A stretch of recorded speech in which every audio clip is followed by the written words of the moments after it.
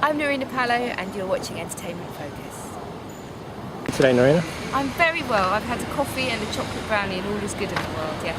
Awesome. So I want to know, how's motherhood treating you? Oh, it's amazing.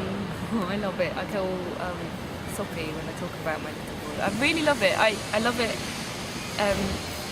I was really worried before I had Wolfie that it would be a disaster and I wouldn't know what to do, and it's exceeded all my expectations. It's great. Does that mean you, I guess, in terms of going out and stuff, you've made some sacrifices for...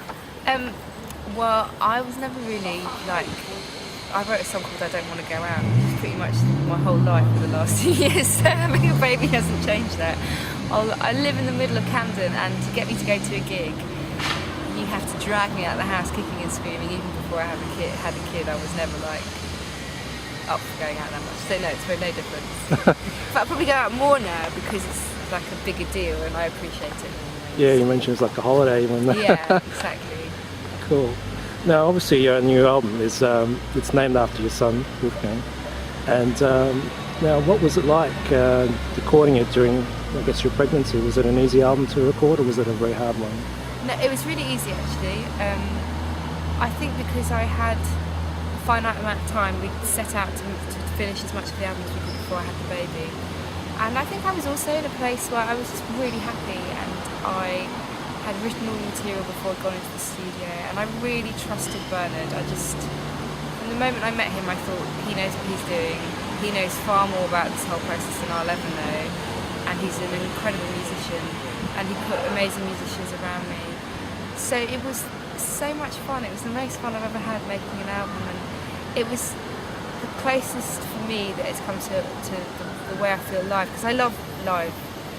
I love live playing. I think really for me, the fun I have is on stage rather than in the studio, and this experience was the closest to the fun I have on stage in the studio because we cut so much of it live. Cool. I think that sort of really translates on the album. It sounds like there's a lot of fun on that. Also, I wanted to ask, you're back with Polydor now. How did that happen? Really randomly, shortly after I put out The Graduate, I got a call from the head of Universal out of the blue. Was not expecting it.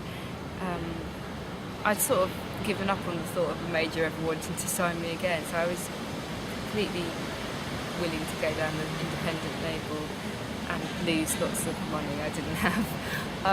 But I love it. I wanted to make records and put them out, and he just said, look, I really love what you do, and we'd love to make a record with you. I think that you could make a great record and we'd like to be part of that. So I was like, okay, let's do it. Awesome. So did they give you full creative control? They didn't sort of impose anything on you? I was so lucky. I think that I got creative control because part of, being 4 albums in now, I've sort of earned that in that sense. I'm not an ingenue, so they can probably trust me a bit more to know that I would turn in a good record. And I was just allowed to do whatever I wanted with it, which is amazing. Awesome. I guess you didn't have to remortgage your house this time to do it. No, I didn't. And I think, but I'd do it again. I would do it again if I had to make records that way. But unfortunately, I have a studio with my husband, so it's a lot easier to make records cheaply.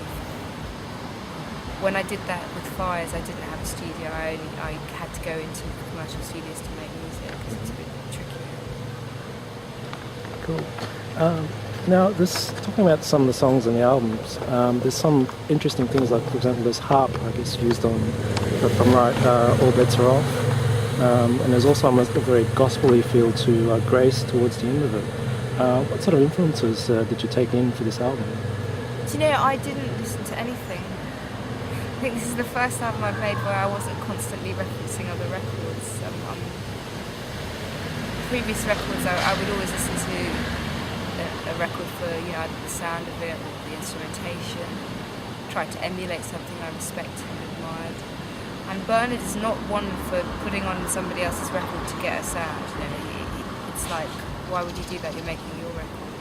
So I think if those things have popped up, they've come from something, an influence that's buried in me, and not without me consciously stating, I want to use harp because it's on this record. I just love harp, and sitting there thinking, what instrumentation could we add to this to make it individual and stand out on the album?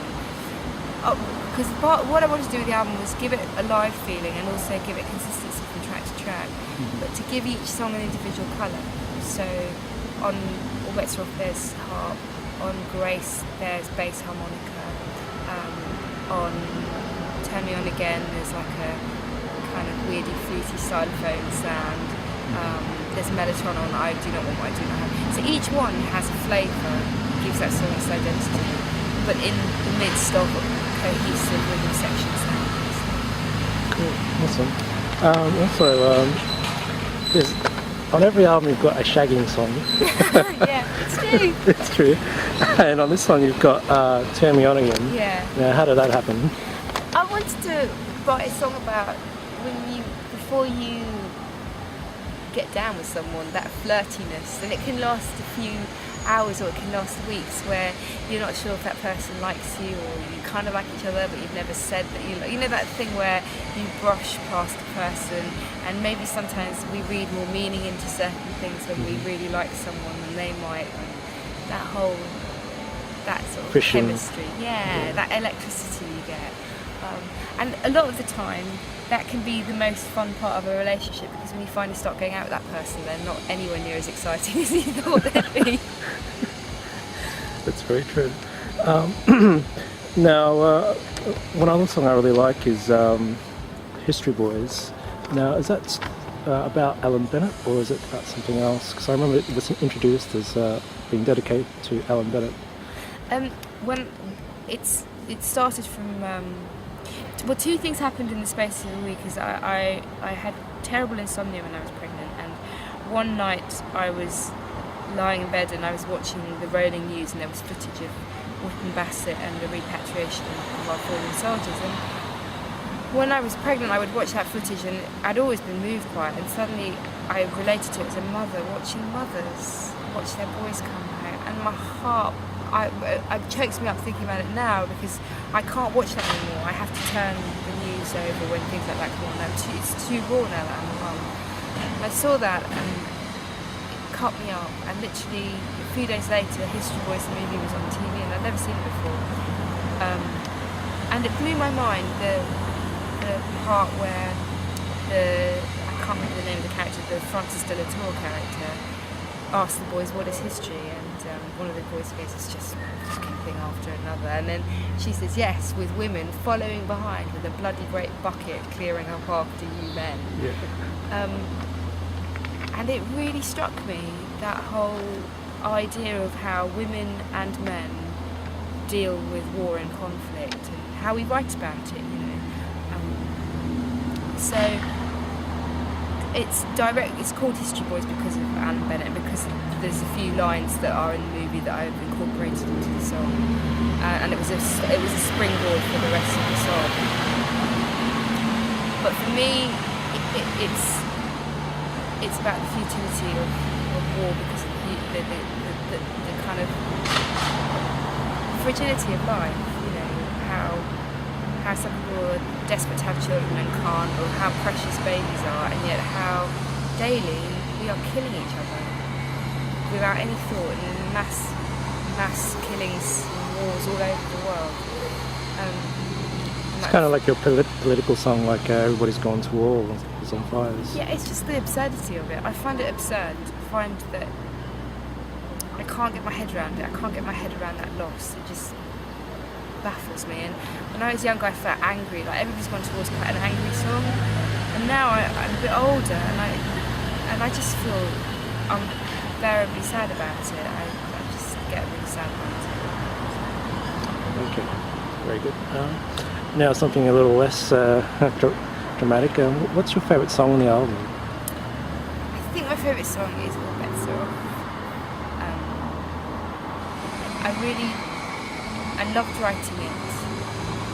probably a toss-up between All Bets Are Off and History Boys. I think History Boys might be one of the best songs I've ever written. But All Bets Are Off is one of those songs I don't remember writing, it just came out. I'm really happy with how it turned out as a